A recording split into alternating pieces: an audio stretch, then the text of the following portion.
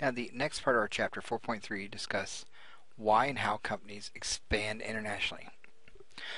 There are at least 5 reasons why companies expand internationally, all of which have to do with making or saving money.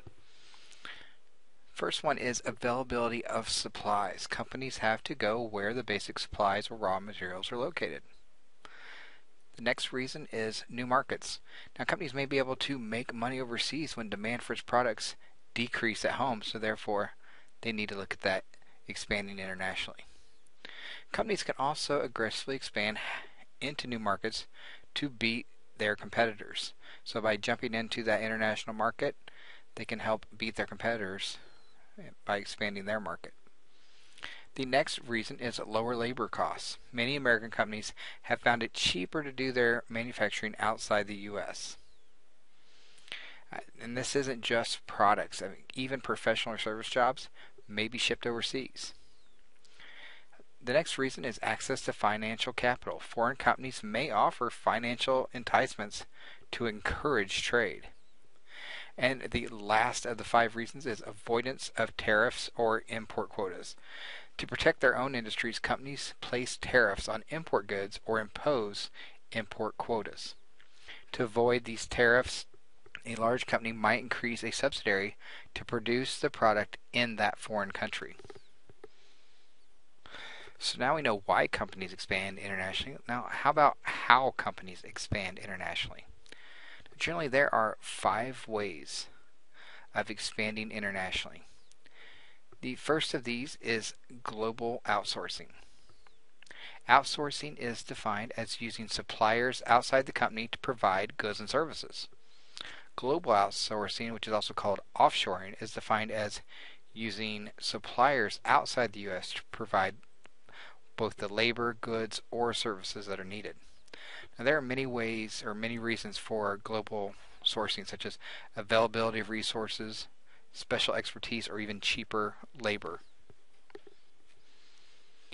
You can see here in our chart or a figure from the text that global outsourcing is here on the far left side, which means it has the lowest amount of risk and the lowest amount of investment.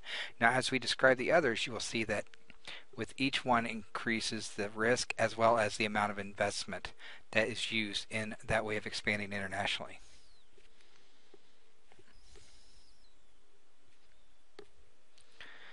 Next one we'll talk about is importing, exporting, and counter trading. We've briefly mentioned a couple of these terms prior to this chapter. Now, importing is when a company buys goods outside of the country and resells them domestically. Exporting is when a company produces goods domestically and then sells them outside of their host country. Now, counter trading might be a new term for you. And this is bartering goods for goods. So countries may resort to counter trading if they lack currency to pay for those goods that they need. Now, the next way that companies expand internationally is in licensing and franchising. They engage in licensing, which allowing a foreign company to pay a fee to make or distribute the company's product, and franchising, which is allowing a foreign company to pay a fee and share of the profit in return for using the first company's brand name.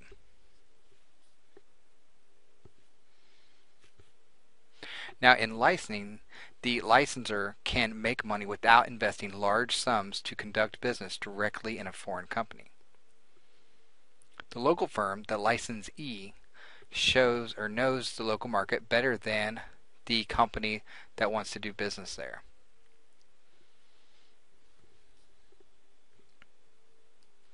Now, the next way is in joint ventures. And in joint ventures, they engage in a strategic alliance to share the risks and rewards of starting a new enterprise together in that foreign country. Now, laws in some countries forbid foreigners from ownership, therefore a joint venture is the only option to enter into that market. This is also known as a strategic alliance. So you'll see those terms used interchangeably. And the last way is a wholly owned subsidiary. And they become a wholly owned subsidiary or foreign subsidiaries that are totally owned and controlled by an organization. We also learned about a greenfield venture, which is a foreign subsidiary that the owning organization has built from absolute scratch. Now that we've got that information on how companies get into expanding internationally, let's take a look at the world of free trade. Regional economic cooperation. Now, free trade is the movement of goods and services among nations without political or economic obstruction. Now, countries often use trade protection, which is the use of government regulations to limit both the import of goods and services and to protect their domestic industries against foreign competition, therefore helping the internal economy. Now, there are three devices by which these countries exert that protection for their country, and those are tariffs, import quotas, and embargoes. Now, tariffs are a trade barrier in the form of a customs duty, or might as well just think of it as a tax levied mainly on any imports coming into that country. A revenue tariff is designed simply to raise money for the government, whereas a protective tariff raises the price of imported goods to make the prices of domestic products more competitive. Therefore, as the host company is trying to get their costs back that they are having to pay to be in this international market, that allows the internal companies of that country not to have to raise their prices, therefore making them more competitive with those parts that are services that are brought in as an import. Now, an import quota is a trade barrier in the form of a limit on the number of a product that can be imported. Quotas are designed to prevent what's called dumping, which is a practice of foreign companies exporting products abroad at a lower price than the price in the home market in order to drive down the price of the domestic product. And lastly, we talked about embargoes, which is a complete ban on the import or export of certain products.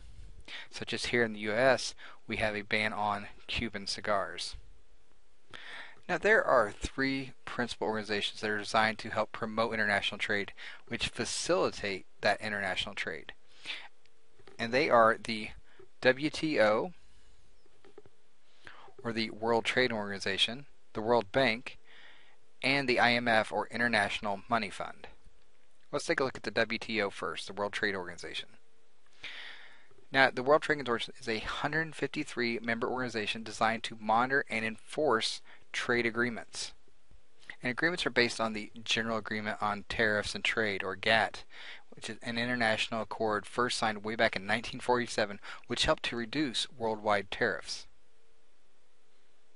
Now, since then, the World Trade Organization has succeeded GATT as the World Forum for Trade Negotiations.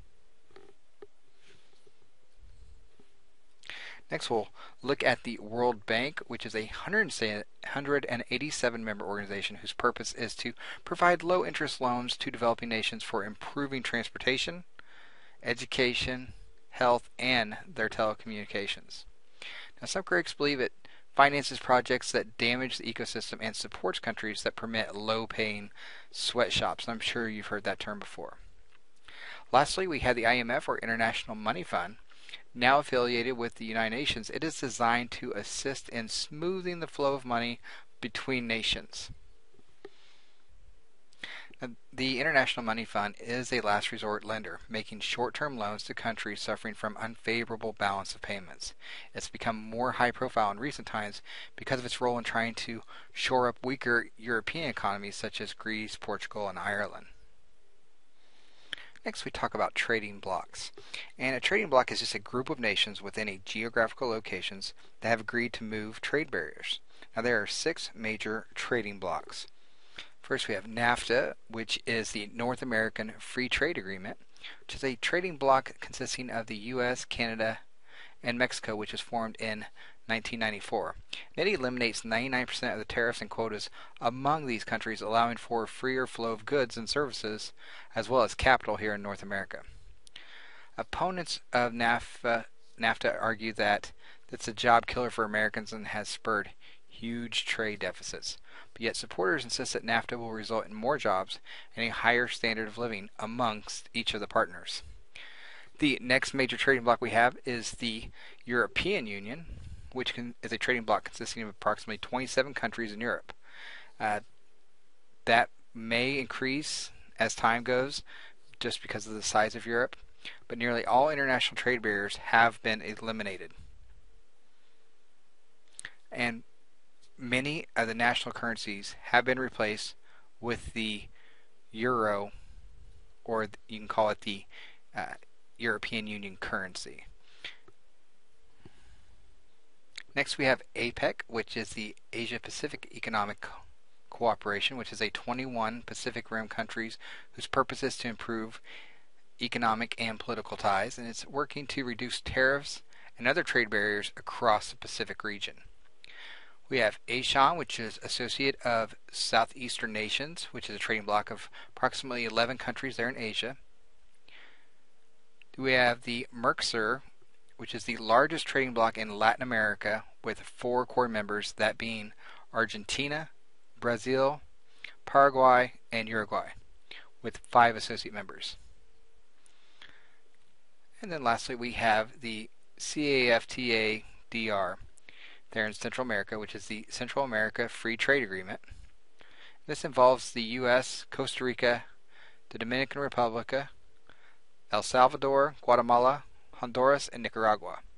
And it's aimed at reducing tariffs and other barriers to free trade. Now, besides joining together in these trade blocs, countries also extend special most favored status, or most favored trading status. That is, it grants other countries favorable trading treatments, such as the reduction of import duties. And the purpose is to promote stronger and more stable ties between those countries. Let's go ahead and take a look at our last section of Chapter 4, which is over the importance of understanding cultural differences. Often misunderstandings and miscommunications arise because one person doesn't fully understand the expectation of a person from another culture.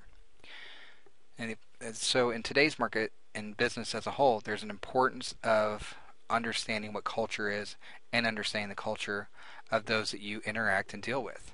Now, culture is a shared set of beliefs, values, knowledge, and patterns of behavior common to a certain group of people. And we begin learning our culture starting at a very early age through everyday interactions with those people that are nearest among us. Now, visitors to another culture may experience culture shock, which is the feelings of discomfort and disorientation associated with being in an unfamiliar culture because they're not accustomed to that yet. And that's where knowledge and understanding of these cultures is key to not experiencing that culture shock feeling yourself. Now we have 2 cultural dimensions here we want to look at: low context culture and high context culture. An example of a low context culture is the U.S., Great Britain, and Germany, among many others, in which there are shared meanings are primarily derived from written and spoken words. Wherein a high context culture, people rely heavily on situational and nonverbal cues for meaning when communicating with others, such as in Mexico, Japan, Korea, China, and obviously others. Now, Robert House and others created the GLOBE, or Global Leadership and Organizational Behavior Effectiveness Project, as a massive and ongoing cross-cultural investigation of 9 cultural dimensions involved in leadership and organizational processes. Those dimensions are power distance, uncertainty avoidance, institutional collectivism, in-group collectivism, gender, egalitarianism, assertiveness, future orientation, performance orientation, and humane orientation.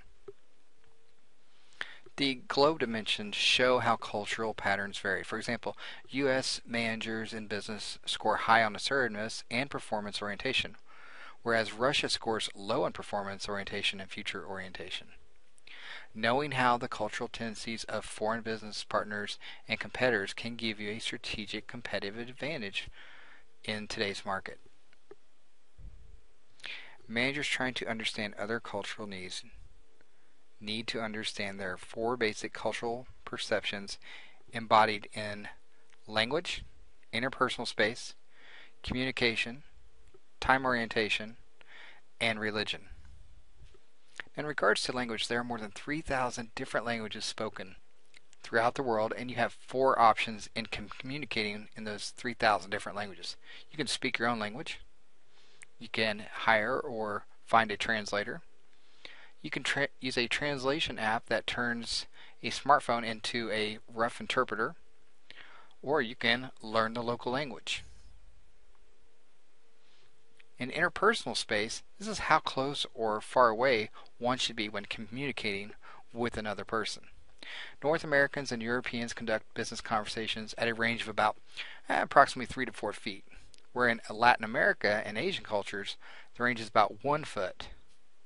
And with some in Asian countries, like with Arabs, you may find that is even closer than that 1 foot mark. Communication. The key of doing business in different cultures is to remember that you don't know what you don't know. Business etiquette must be understood to conduct business successfully in another culture. In regards to the cultural variation of time orientation, there are two different types of time orientations: monochronic time and polychronic time. And in monochronic time, this is a preference for doing one thing at a time. In this way, time is viewed as being limited, segmented, and schedule driven. This is the standard American business practice. You schedule a meeting and give a visitor your undivided attention during that amount of time that you have set aside for each other. Now, in polychronic time, a preference for doing more than one thing at a time. Time is viewed as being flexible and multidimensional. Now, this prevails in Mediterranean, Latin America, and Arab nations. When we look at the last cultural variation, which is religion, there are wide variations in work-related values for different religious affiliations. As an example, among Catholics, the primary work-related value was found to be consideration. For Protestants, employer effectiveness. For Buddhists, social responsibility.